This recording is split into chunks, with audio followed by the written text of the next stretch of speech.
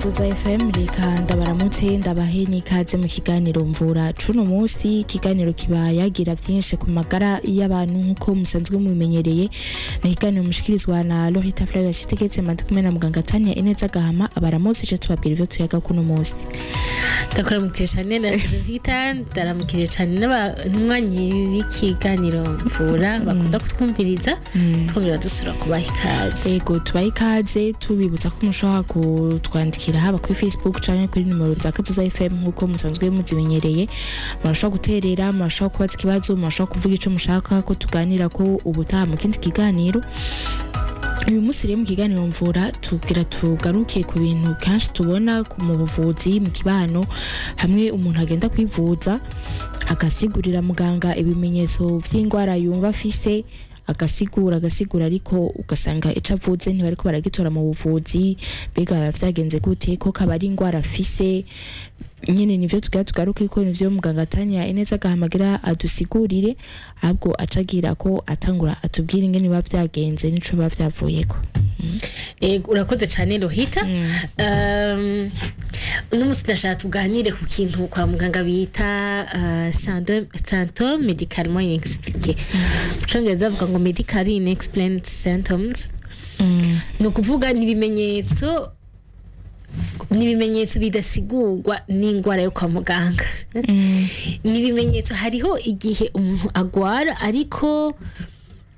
iyo bagerageje kubiraba kwa muganga ntibatora ivyo ari byo. Ufite sibwo kuba tatoye ivyo ari byo, no kuvuga yuko uwo muntu ntagwaye.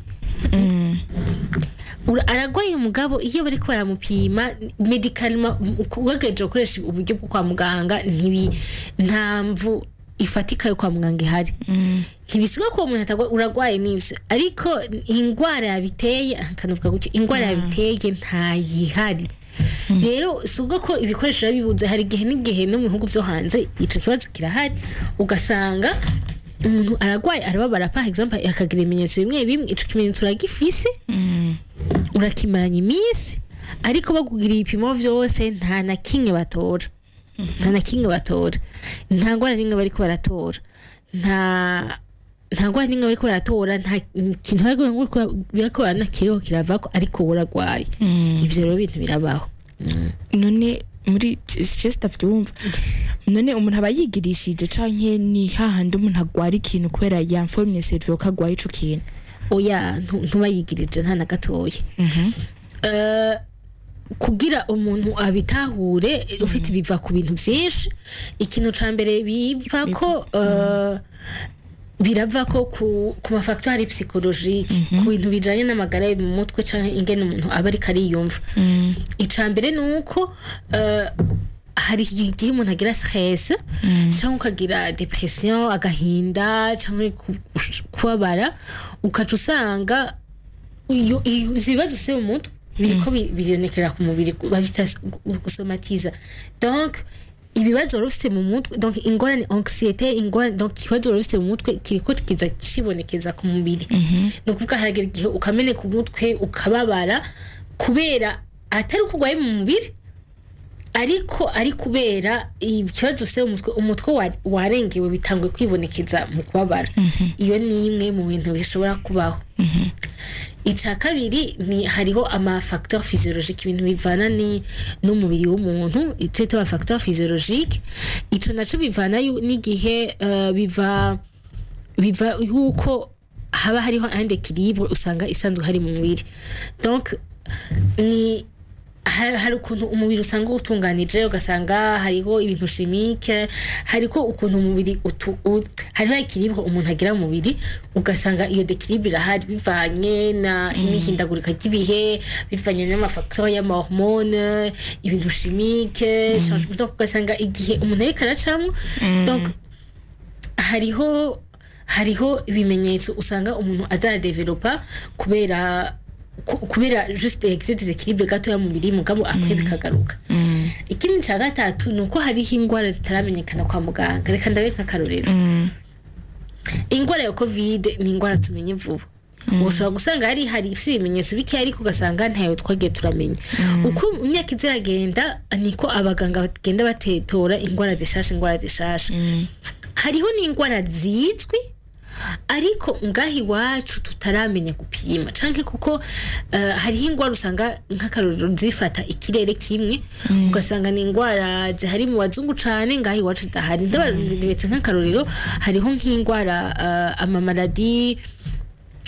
ico bita amamaladi auto-immune donc ni ingwara aho umubiri wawe nyene aba ari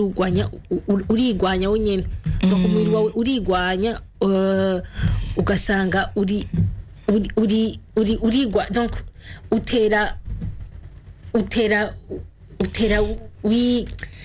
uritera wenyene wana mu bisanzwe nk'abasida b'umubiri wawe batera amabacteria suppose wifise nk'amabacteria ifise ikintu cyo yagutera uragutera iragira abasoda baje gutera ivyo bintu byaguteye ariko igira abasoda b'umubiri wawe baza kwiyataka kuri wenyene rero izi ni ingwara zihari cane mu ngwara z'abazungu ariko ini wacu dushobora kuzibonera nko ku rhumatisme par exemple rhumatisme ni imwe mu mugwi wa maladie auto-immune kandi wacu ntizihari cane rero kuko usanga tutamenyereye kuzikurikirana ugasanga ni ingwara ihari ariko ntiheba ariko baratora kwa muganga kuko nayo maladie auto-immune uko abazungu nko mu bihugu by'abazungu usanga baragize ubushakashatsi bakayibona bagiye baratora bimwe hari n'igihe usanga ari natwe ingwara tuba dufise ariko zitaba zitaratorwa icakane hariho amafacteur y'ahantu tubaye nk'ibintu usanga vy'amatoxique ugasanga umuntu yabaye expose ku bintu bitoxique ku bintu swati yahumetse bigaye n'akazi akora ugasanga akora ahantu mukora n'ibintu bishimike cane ugasanga ni ibintu wahumetse bigutera kugwara mu mubiri ivyo ndabishura aussi muri wa mugwi w'amafacteur physiologique ibintu bivana no mu mubiri ngene uzarahinduka ugasanga wagiye korera ahantu bakora nk'ibintu ugasanga uri kuhahumeka ibintu nawe utazi ivyo arivyo ivyo bashobora kuzana ibintu shimike mu mubiri wawe bikagutuma haba impact ukagira ikimenyetso ico kimenyetso rero ugasanga iri kugira ibimenyetso kwa muganga wateko watahura exactement ikintu kivako ikindi ni interaction medicamenteuse y'imiti yahuye wanyoye imiti myinshi cyane imiti yose ngo tuvuga imiti igira ama effet ije twa dushaka n'ama effet ama effet tudashaka hari ama désir hari gihe rero uyivanga imiti myinshi utamenya ngo unyene bifatanye bihuziki kuko hagiye ufashe notice bundi kwa muganga barakubwira ati uyu muti ufatanye niki uca bizana iki uyu muti nawe ufatanye niki uca bizana iki ariko nk'ama combinaison usanga batize yose ugasanga nayo birafatana nayo birafatana byose ikindi kintu naco ni amafacteur yaho tubaye culturel nk'undana nk'akarorero hari nk'ikimenyetso dukunda kumva iwacu bakubwira ngo hari ikintu kifatira ngaha kamanuka kashagiserukira mu kuguru ashakira duga ugasanga umva kiraduga ico kintu ugasanga muri kibano twese tuzi ko hari ikintu ushikanye imyaka x hari ikintu kizogufatira ngaha kikaca kimanuka kikaca gisohoka kamanuka hari igihe usanga bavyumvikana nk'akarorero aho umuntu avuga ati ifise ikintu kifatira ngaha ngaha muri stoma bifatira munda bifatiye munda bikaca biduga no kuboko bikaca biza mu kuboko kose iyo onye n'ikimenyetso typique y'amadouleur y'umutima kuko arafata ngaha akiradia bayita ama irradiation kwa muganga babirazwi yuko hari amadouleur yiradia ngaha kwa muganga iyo tugo turiga ibimenyetso bimwe hari ubabara buze ati babaye yofatira ngaha bukatera buja ngaha ni douleur telle ni douleur nka douleur izukifatiga mu nda iza ngaha anye muri épaule cyangwa gasanga iza mu nda hose ni ama irradiation asanzwe ariko hari n'indi umva ko ari irradiation n'ukuri kandi kandiro nka nerf sciatique abagwaye sciatique kuri kuratambuka igufatira umugongo hejuru y'isugati ikakumanuka ku kuguru hose ivyo birumvikana irradiation dusanga tuzi ariko hari izindi nyine twumva kubera ufite uborumvise kundi muntu yagwaye gutyo nawe wumva uzi kubabara kubera ukuntu tudekriva kuri ukuntu tuvuga ingwara zacu ugasanga bifatanye n'imibereho yacu naho twakuriye n'ingwara twakuze twumva ugasanga byose biravanganye bikagutuma umuntu atanga ibimenyetso ari ibimenyetso bita urababara n'ivyo cyangwa ifise ukubusi n'ubabare gusa hari n'ibimenyetso byose baza kubivuga ariko ugasanga kwa muganga iyo bariko barabirondera nta ngwara nimwe bashoboye gutora urafise ibimenyetso n'ivyo ariko ntibariko baratora ingwara rimwe bivako birabaho kandi ntibaho ngaho iwacu gusa ni mu bihugu vyo hanze bafite ubushakashatsi banonosoye bafite ivyuma bitondera ingwara birabaho gushaka kufise amasymptômes médicalement inexpliqués ntibisigo ko muganga ashobora kwisigura bisigo ko tangwara bifatanye baba ariko barabona no gufise ivyo bimenyetso none muri ico gihe none umuntu aca akora iki none gatanya waje ugasigura kumva yuko nugo baba rubufise mu kwa muganga avuga ati iyo ngwara ntayo dufise kandi ukabimarana igihe muri ico gihe none witwara gute kwa muganga bagusolution ikikurikira niyi bivana n'ibimenyetso reka ndaguha akarorero nka jewe narigeze kubona umuntu afise hernie discale camara nanje nka 2 semaines ngwaye aho hantu uko agwaye niko nagwara nanje sinashobora kubona amaso sinashobora gutambuka sinashobora kugira iki none dufate mugabo sinagiye kwivuza kuko natinya yuko bamnivuje buhava batora ibikomeye none muri ico gihe nanje muri ivyo uhejeje kugusita genre les causes nari mpagaze he biravana umva hungu hariho twavuze funga ngo use nk'ubabare par exemple cyangwa kurabara ni vyakunda nunama sinakora ikintu vyaheze gute ndabizi ona ngivyo yashobora kuba ari bifeza partie ya ma facteur psychologique navuga ufite stress uwo muri kumwe ari karabara nawe uciye wumva uri kurabara ugasanga ni ibintu bi psychologique donc ugasanga ni ubabare ayo ni kaya douleur washogira ubabare ubuguma utaze uri kuburava urabara ugasanga peut-être ni kibazo ufise mu mutwe stress wari umaze mu minsi ufise akazi erega stress iribonekeza ku mubiri wacu ugasanga iraguteye iyo douleur chronique inexplicable washaka umuntu yari kararaba ugasanga washa no gusanga uri ufise anxiété ari ugasanga niyo anxiété biragoye ko bayi akahinda canke depression biragoye yuko umuntu avuga ati wowe ufise agahinda kuko ibindi bintu byose womengura akomeye ariko ufise ico kimenyetso conyene cyo kuguma ubabara canke ugasanga ufise fatigue umuntu aguma urarushe unturuhuka biranse ikindi kimenyetso ushobora kugira nuko ushobora kumva amapikotuma kumva uri faible amasymptômes neurologiques ibintu bijanye n'imitsi kumva umenga engourdissement umenga urayemerewe urarushe kuribwa mu nda ko mufise amadurere mu nda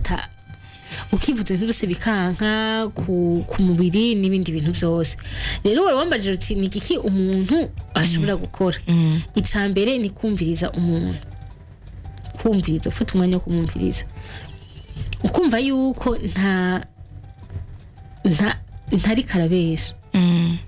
kandi ntucifata minenegwe kumva umenga uyaha ivyo ukavuga ntibibaho oya ntugwaye kuya gufata umwanya ukamwumviriza kwera umuntu nk'uyu abakeneye umuntu koko amwumviriza kuko erigurasho no gusanga muri uko kumviriza hashoboye no kuvamo ugasanga finalement uraronse ico yiko birava ko uraronse une explication ifatika icaka bikintu ushobora gufasha umuntu nk'uyo ni kwemeza kuvuga ati nivyo koko nivyo uragwaye nibiri réel biri vrai nturi kurasara nivyo uragwaye nimba ufise ayo mapikotement kuko ngumuribwa wapikontwa kuko umengo uri kuraribwa cyangwa ibinyanya nivyo nubwo umuntu ateka aratora ikibazo gihari nivyo urafise ico kibazo ica gatatu ni kuguma uvuga umuntu kumuganiriza mukaguma mwumvikana kuko hariho uburyo ashobora gukira bivanye n'ico yavuye kuko reka ntanze nka karorero urashaka kuri gukorera ahantu usanga ari ufati par exemple gukorera mu bintu bishimiki ibyo produit chimique bishasha byinshi ugasanga biko birakumira nayo ku mubiri ikimenyetso uri kurakora ugasanga uri kugira ibimenyetso vya bishasha tavyo kazi cyo riko iravako nk'akarorero infatura ribwa gose mu nda bivanye n'ikintu kibimaze imisi uguma uhumeka rero birasaba yuko ukora boha n'abandi kuzura uvuga ivyo ubayemo kuko hariho niyo abantu benshi bagiye kwivuza batavuga neza hagiye umwana akunda avuga nti muganga ariko arakubaza ibibazo ntabashaka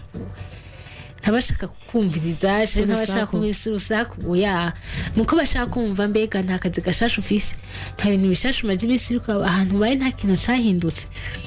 mbega nta mibereho yawe yahindutse kuko ivyo byose birashobora kugufasha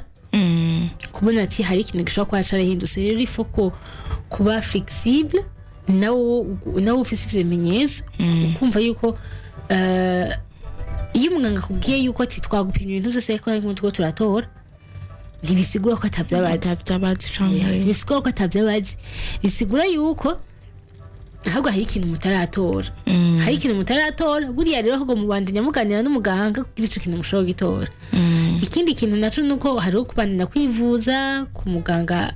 abaganga babinonosoye bateye imbere par exemple wari kwivuza wari ufise nk'ibimenyetso nk'ivyo bimenyetso biri bivanye n'imitsi ugasanga birakenewe kuja kuraba umuganga yigiye ivy'imitsi ikindi kintu tuba dukwiye kumenya nuko ubuzima bwacu ubuzima bw'umuntu burafa umuntu arafa umuntu agizwe n'ibihimba vyinshi ubu tuvuga umuntu agizwe n'umubiri akagira n'umushaha akagira n'ubwenge nkabwita ku kimubiri umushaha ubwenge sinko bavuga mu kirundi ariko umuntu agira l'âme akagira le physique rero ni vyiza kumenya yuko mbega ivyo bintu vyose umeze neza be mu bwenge bimeze neza mu psychologiquement bimeze neza nta kibazo na kimwe ufise kuko nk'utu no mu kwezi kuvuga la santé mentale chez les hommes amagara meza mu mutwe ku bantu b'abagabo kandi abagabo kenshi barakunda kugira ikibazo ugasanga ntibavuga ingorane bafise baravyigumizamwo ukaje usanga umuntu ateragira ivyo bimenyetso nimba ari kugwara nimba ari ikimenyetso nyine kagira kandi akacamamwo ugasanga ntiyigera bivuga avuga ati je ndafise ikibazo rero kwa mufise ibimenyetso bifizike alors ko ikibazo wari ufise yari ubundi yari mu mutwe donc birasaba yuko bisaba yuko mwafashanije muza muravugana kugira ushobore gutahura uko ushobora kumufasha ikindi kintu naco ushobora gufasha abantu mu kintu gishobora gufasha muri ico gihe ni kubandanya kwankwaje umuntu kwivuza kuko abantu benshi ari gisho duhagarara kwivuza cyangwa ukavuga umuganga wanje kugerageza kuganira n'umuganga gutahurana n'umuganga utaca wumva umenga umuganga ntavyo abashoboye kuvuga ico uba witeze ahantu nabishira ni nko kuja muri un pas à la fois novuga iyo ugiye kwa muganga kubera ntanze kandi abaye nk'akarorero mwese mwasha kumenyesha umutwe ariko mwese muje kwivuza umwanya umwe ugasanga wowe n'umunsi wagiye kwivuza ikindi gihe nk'undi wenda arumva ati je n'ukuri ndashaka kuvyihanganira ntaco mbega niki cyumva umenga ikintu muganga akeneye kuvura ubunyene kuko urashobora kufise ingwara nyinshi ugasanga ufise ubushuhe ufise malaria ufise iviri kubabaza ufise ibintu ibintu bitandukanye bitagenda neza mu mubiri ariko hari ikintu kiri gutuma uhaguruka ukavuja muhera ukava guca kwa muganga kwivuza iyo use kwa muganga hari ikintu kigutuma kituma wumva umenga ati uno musi ndavuye kwa muganga hariho attente ufise iyo ugiye kwivuza hari ikintu kimwe ushaka umuganga gufasha hamwe uvuga ati ikibo kinkuramwe ibindi byo nta na kimwe ni ukuvuga hariho attente ufise iyo rero ni vyiza yuko uyiganira n'umuganga kugira akumva ko ikintu kimwe ashobora gufasha kimwe kikuremereye kurusha ibindi nko par exemple washaka gusanga uramenze umutwe ntusinzira neza mu ijoro ufise iviri kubabaza kandi hari igihe uhurugira umusonga ugasanga muri ivyo bintu vyose icagutuma uva muhira no kugwa yesitoma icagutuma uva muhira no kugwa yesitoma nako nukuganiza nukugira umuganga ukamuga ati jewe ikibazo mfise nico bituma umuganga kwa kubaza ati ndagufasha iki ati jewe ikibazo ca mbere numva umenga wowe nkurira nko muri uno mwanya niki inyi kugira umuganga ashobora kuakompanya mu bintu muri akaguha accompagnement iri adapte uvuga ati ikintu kibazo ndagikuye mu kahama ikindi kintu naco ntibisigura ko bakurotse ntibisigura ko bakurotse oya kuri ico nyene mpagaze kuri ico vyongo ntibisigura ko bakureza canke barishana ubu turagenda kwivuza ugasanga ntibatuye ikintu na kimwe bakaca bavuga ati wewe wari akantu none muri ico gihe kuri duhagarare kuri kote y'umugwayi twumvise ko umuganga ico akwiye gukora none ko umugwayi iyo ugiye usaba ikintu ku ubufasha ariko ntuburonke izo attente warukeneye ntuzironke eske ku mugwayi ntibishobora kumwononera ibindi bintu kuko mva ashobora kuvuga ati je maze nk'amezi 6 namana umutwe uri umenetse ariko nta ngwara nimwe mutoyi kandi ubwo babare mfise ntibuciye buhera eske nta bindi bintu bishobora konona ku muntu canke bigatuma aja kwivuza kutariko notama uvyo nyene ucusangiye ngo mwishano kunywa imiti y'ikirundi kugira iki urumva kwivuza ni relation ni migenderanire ihagaze kuri relation de confiance ni kuko uje kwivuza nuko witeze ko umuganga kuvura sivyo nuko witeze ko umuganga akwandikira umuti kandi uwo muti ukawufata kuko suppose uraje muri consultation uraje kwivuza ha muganga arakwandikiye ati uyu muti uze kuwufata 3 ku munsi ugasanga uwo muti ufata rimwe ku munsi ufata utameze neza hama ugahagarika c'est normal kandi baye nkarorero ko kuma allergie abantu kunda gukora ama allergie turazi yuko hari gihe imiti nukurusanga tuyifata n'importe comme umunsi wo ufata ejo gasanga ufashe neza canke imiti ya estoma imiti ya estoma rero kugira imigenderanire yawe n'umuganga igende neza birasaba yuko wizera umuganga kandi ivyo kubwene ukabikurikiza kandi harimo kwizera hagize ishuza tahuye ukakimubaza bimeze nk'inge migenderanire ugira n'umugenzi kuko umugenzi canke umundi muntu aguha ubufasha ngati iki kintu je ntishakunze iki cakunze ikiyamara ntashinza gushobora kubera ivyo bidakunze iyo bitagenze gutyo biragorana bisaba yuko iyo ushitse kwa muganga koko umva kujya muganga n'imbere yawe waje kugira wivuze nawe ari ngaho kugira kuvura rero biragoye nka n'igihe usanga umuntu atavuga ibimenyetso vyiwe vyose ugasanga ntari karavuga ikibazo afise vy'ukuri ugasanga umuntu aje kwivuza wamuzi ibimenyetso afise akakubwira ibimenyetso ego no kumenya ku mutwe nivyo bamuhaye imiti yo kumenya ku mutwe nta kindi kibazo ufise yaje no kuri ibindi vyose imeze neza mugumaze kumuganiza umwanya munini ukazosanga afise ibibazo vyinshi muyereho yiwe ukazosanga suppose afise migraine uri kuravura migraine ntiri kurakuraho ca kibazo donc ase temo umugweze ukidoga ko umuti wamuhaye ataciri kuramufasha ariko nawe haragira igihe uvuga ati nubwo ndiko ndagufasha ari ikintu nawe nturi kuramfasha kuvura rero iyo relation no kumva yuko iyo hagiye ku muganga nubwo mwamumonanye akanya gatoyi hariho gutahurana hariho kwizera ivyo ariko arakubwira hariho gukurikiza ivyo ariko arakubwira ni c'est une relation de confiance rero dukwiye kuyubaka kugira bidufashe kugira iyo ugiye kwifuza wivuze neza kandi abe nk'akandi karorero ndashinda bikoye no muri ibi ingwara zo muri rusange niyo hageze ikindi bihari ahantu hose suppose uri umukenyezi ufise imbanye ifo kumugurukira umuganga ukamubwira uti iki kintu kirangora iki kiranyorohera umuganga nawe yakwicara bw'ikintu ukora ukagikurikiza kuko iyo umaze kudakurikiza ico umuganga yakubwiye hari n'igihe umuti ureka gukora kubera uri kuwufata ukufata uburyo butategerezwa nturi kurabikurikiza inyifato uri kuragira imbere y'ingwara ntibereye iyo nyifato iri kuragira igutuma udashobora gukira donc ni relation de confiance kumva yuko ugiye ku muganga wamubwiye ibimenyetso kugira ashobora kumenya ingene agufasha ngarukana ikibazo nabajije Tania vyanse okay azi kwino ugiye ku muganga umwe ntukire bacu bakura ucu telefone ati ndagira undi muganga aho nivuje ntivyakunze eske ntiyari gihe ushobora gusanga biriko biragira ingaruka novuga psychologique ku muntu yamani iyo ngwara ariko ntibamuvure canke ugasanga afata cengira nawe nyene ubwiwe ntiyitahura ikibazo afise ingaruka bishobora kugera ntibishobora ubundi ntacyo bitwaye kwivuza kuraba undi muganga ariko ni byiza gusubira kuraba muganga nyene ubundi ikintu ca mbere cyo gukora iyo ubonye wagiye kwivuza hama ntiwakira ikintu ca mbere cyo gukora ni gusubira kuraba muganga ugasuka mu gati muganga ije miti wampaye ntacyo kirafasha none uwo ndabira ubundi muti canke uraba ukundi kuntu afasha irigani ni gushoga ndugiye kumubwira gutyo akaca koza turi kufata gute ukamwinganira ugasanga akubwira ati uri kufata kutariko raba ukosora ukuntu nuko canke akakongereza doze canke akakwandikira uwundi canke gutyo nivyo nako ndabwira ko ari ikintu wubaka ni migenda ni kumva yuko uwo muntu mwizeye yuko agira gufasha hari igihe bishokenerwa yuko akubwira ati reka ndakurangire uwundi afise yize ibinyi yanonosoye ibinyi gusumba ugasanga kundi muganga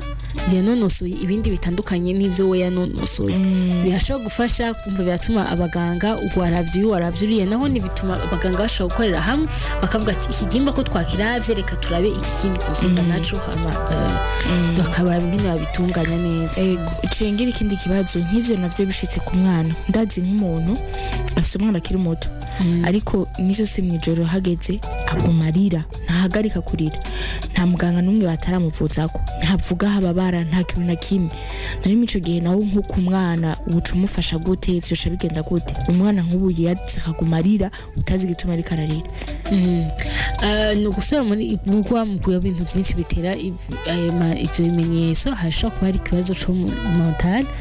ikibazo cuko abashaka kuba adatekaniwe neza ni vizero ko umuntu bashaka kumushira nko psychologue bakamurabira yuko hariho abapsychologue banonosoye indwara z'abana bakamuraba ikibazo ariko aragira umwana yuko atakibazo gishobora kuba giteye reka nkunda bereka akarorero iyo ufise ubwo burazi ko ushobora kurwara mu nda yego direct uragwara mu nda ukumva yuko no gucibwa mu ngo girucibwemo rero ufata yuko ukorera ahantu canke ahantu buri hari ikintu kigutera ubwoba ko kumva yuko hariho risque vitale ya buri yongaje donc ushaka kuhasiga ubuzima ese normal yuko hagera igihe umubiri ukamenya ko ahantu ushitse umenga uraba paralize mu nda canke uragumirwa mu nda ugasanga vyaramaze kumera gutyo wonye kuko ufite intuzi kwi detente uzi ko hari babinonosoye nk'abanonosoye kinesiotherapy hari n'igihe bakubwira ko hari n'igihe n'imitsi iranda kubera ukuntu umuntu yifata umva wama umenga uri alert akagihe n'imitsi yaranze ugasanga bagiye no kumviriza ngaha ahanye ugasanga warazitanye imitsi ira kwera imitsi ya militante imitsi irakongataye ugasanga harageze n'igihe usigaye babara ku mitsi kandi acari ikibazo ca n'imitsi usigaye kongataye kandi cari ikibazo gisanzwe ari ikibazo cari ikibazo juste cuko yari stress ariko ubwo vyatangwa ari stress mugasubira no terme haizwe kinini ya byarativye bigahinduka ahantu umenga urababara rero ivyo byose ni ibintu bigusaba yuko uguma mvugana n'umuganga uguma uraba yuko atakibazo gashobora kuba gihari hariho rero nk'uri kasubira ndabaye nk'akandi karorero nk'ivyo turavuga mu radio tubimenye canke izindi ndwara ama infection suivante indwara z'ama infection umuntu agwara igihe kinini hashobora kuba hari nk'ikindi kimenyetso c'ubushuhe nk'akarorero ugasanga umuntu aramaranye ubushuhe aguma ntashuha rwose aguma ashuha gato ugasanga yimaranye igihe kinini Uziko nk'ico gishobora ari ikimenyetso c'ingwara izoza ugasanga mugabo iyo bagiye gupima bigitangura nta ngwara n'imwe ko baratora ariko ugasanga wamana akantu ko gushuha birakenerwa naho niyo gusura kuri wa muganga kugira arabe ko takindi kimenyetso cagiyemwo nta kimenyetso gishasha kirimwo nta kindi ciyongeyemwo kugira amenye uko ashobora kugukurikirana. Donc rero Tania dusigarane yuko dushobora kuja kwivuza ntibatore ingwara bishoboka bibaho birashoboka kandi ntibisigura yuko kwa muganga batabizi kuko no mu bihugu biteye imbere aho usanga hari ibintu byose biba bihari ibintu byo kwipimisha byose biba bihari birashobora gushikisha ikintu kirabaho ni intéressant médicalement inexpliqué ni ikiganiro ko ndabasigura ufite bazita inexpliqué kuko nta ngwara bifatanye directement donc iyo bagupikiza ibipimeka ngaruke kuri kakaroro natanze fata yuko ugiye gukorera mu hantu bahingurira entreprise ihingura ibintu bishasha usanga hariho produit chimique uri kurahumeka utazi ivyo arivyo ivyo produit chimique rero biriko birakugwaza ugiye kwipimirwa usanga uri kuragwaza diarrhea bizimisi ufise akaruka ka diarrhea canke wama umengura imitsi umutwe canke ikindi kimenyetso urashobora kumara igihe uri kwaye ufise ivyo bimenyetso bahagupima bakabibura aho kumibaza ngo ikindi kintu wabaye kumbe ni kubera environnement shasha urimo nibisigura yuko iyo ngwara idahari irahari gusa ubuhinga buhari kwa muganga muri no mwanya ntibashobora gutatoya iyo ngwara nubwo ukwavansa ukaja ahandi ico kibazo kiguma gihari donc ni badita médicalement n'explique kuko muri uno mwanya uyegize ibipimo ntibari kwa gitora ariko avec le temps ni nko iyo symptôme ishobora guhera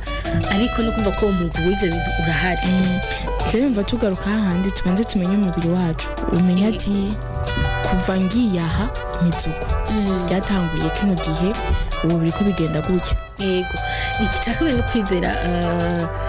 kwizera kwa muganga kwizera ubushobozi bw'abaganga gukurikirana urazi yuko nka ruguru agiye kwa muganga ntibamuha ikinini avaye ati yo ujya muganga nta n'ikinini yamuhaye ntibishoboka atabitahura uko utari kuratahura ikintu cakubayeko cyangwa utari kuratahura yuko hariho n'ibibazo biri mu mutwe bishobora kuza nukuri ico kintu numva umenga twogishikimikirako cane urashobora kugwara ingwara zo mu mutwe ariko ibimenyetso bikaza ari ku mubiri umuntu akuravye akabana kuri mu mutwe nta kibazo na kimwe ufise nukuri nta kibazo na kimwe ufise ariko ikimenyetso cyo nije ku mubiri niyo migraine ko naga migraine donc uramenye ku mutwe ibintu naho utari busigure hari nk'undi uzumva ngo je ndiko ndatibiro ntabona ingene biriko biragenda ngo atakintu nahinduye yego ivyo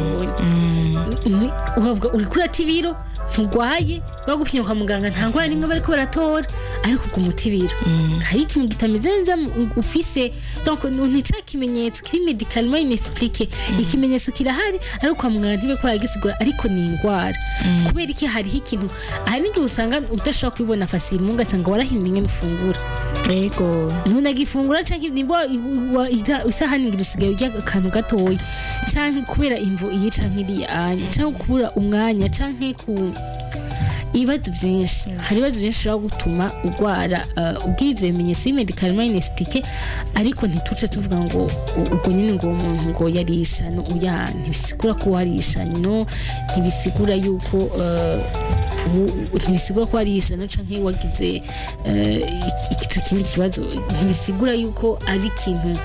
kijana n'ishano directement kirashobora ariko ikintu kwa muganga ari ikintu kugira kumbure avec le temps bazoshobora gutora nuko haba ku mwana haba ku kuze birashoboka sufi yuko uza uraraba imibereho yawe ukaraba ico kintu kuko urashobora no kugwara kubera ubonye undi muntu agwaye yego no kwivuza kuko nahise ate murashobora gutangura symptôme médicalement inexpliqué kimenyetso kidasiguwe ariko umaze kwivuza heza igihe ugasanga baratoye ico cavuyeko avec le temps cyangwa ugasanga urakize biciye bihera urasubiye kumera neza tuhimirize n'abantu kwivuza ko abarundi baragoye kwivuza no kwizera umuganga ivyo ni bibiri kwivuza ugaheza ukizera umuganga kuko uyu utamwizeye ntaho biherera ngira muti yagwaho ushobora kutawufata neza ushobora kutamwumviriza neza ashobora kugira ikintu ntugikurikize kandi ntaco kubona uri kurifasha kwivuza kandi kwizera umuganga ugiye kwitura urakoze cyane Tania urakoze namwe reka nshimire n'abariko baratwumviriza mwumvise no musi muri Mvura ibintu twagarutse kanini ibimenyetso bidasiguritse kwa muganga Tania tubwiye yuko wivuje umwanya munini ushobora gutora icabiteye canke ugasanga nta kintu cabiteye hanini gisaba kwa muganga ni ibintu bayemo na hantu ukorera na hantu kuragendera rero murumvise zino manuro twitwararike kumenya imibiri yacu niyo ngari ikiganiro Mvura no musi kigarukiye mu bandanye mwumviriza ibisha gusamiriza yanyu nshimire Tania twari kumwe wakoze cyane Lohita rero tubabwire ko tuzosubira ku wa gatatu za ari ibindi bintu mushaka ko tuzogaruka ko mu kiganiro Mvura mushaka kutwandikira ubutumwa bugufi cyo kuri WhatsApp canke Facebook kuri konti ya Kazoza FM rero naho ubutaha Kazoza FM, be your own boss.